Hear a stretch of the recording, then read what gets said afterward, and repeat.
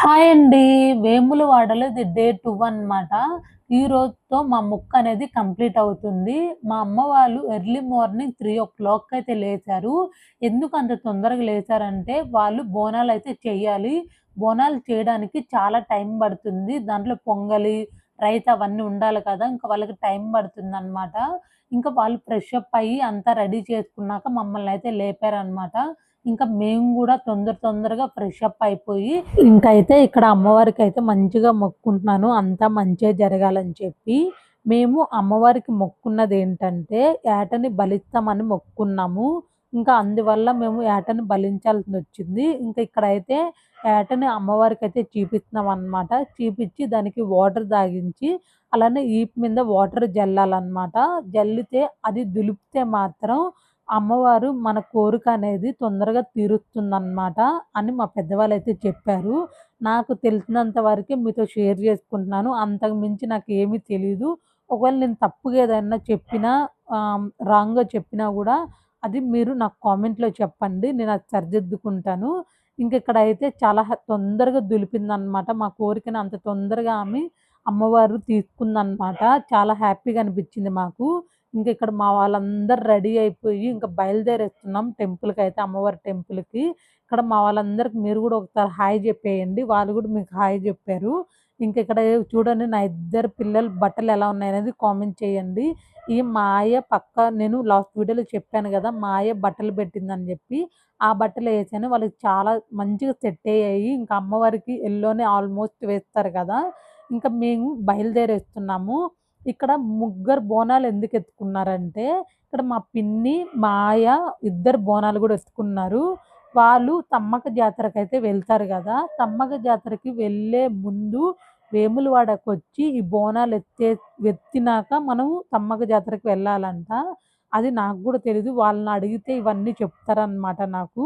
ఇంకైతే అలా అయితే వాళ్ళు గూడా బోనాలు ఎత్తారు.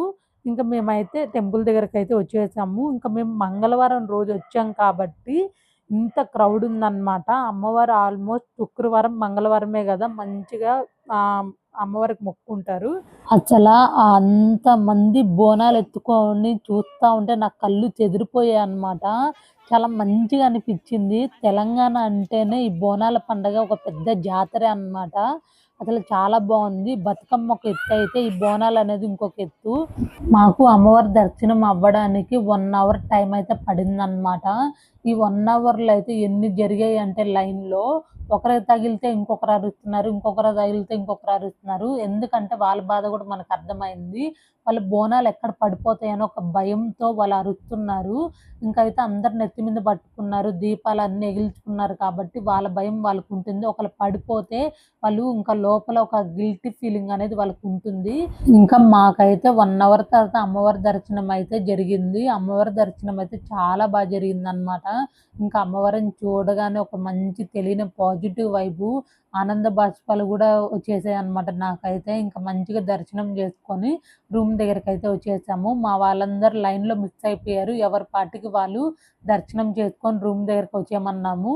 ఇంకైతే అందరూ ఒక్కొక్కరు వచ్చారు. ఇంకా మా అమ్మ ఫస్ట్ రావడంతోనే ఇక్కడైతే మటన్ దమ్ బిర్యానీ అయితే చేస్తుందనమాట. మా మామ మటన్ గూడా కొట్టుకొని వచ్చేసాడు ముందే. ఇంకా లేట్ అయిపోతుంది. వండే టయానికి ఇంకా 3, 4 అట్లా టయానికి తినాల్సిందొస్తుందని తొందరగా వండేసిందనమాట మా అమ్మ.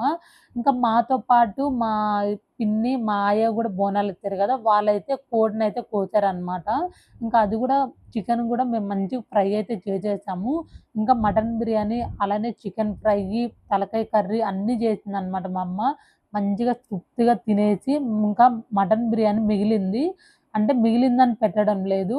ఎందుకు వేస్ట్ చేయడం అని చెప్పి ఆ మటన్ బిర్యానీ తీసుకొనొచ్చి ఇక్కడ అంటే పని చేసుకున్న వాళ్ళకి లేదా అడుక్కున్న వాళ్ళకి వీళ్ళకి పెడితే మంచిదని చెప్పి వాళ్ళకి మంచిగా బంచేసాము మటన్ బిర్యానీ.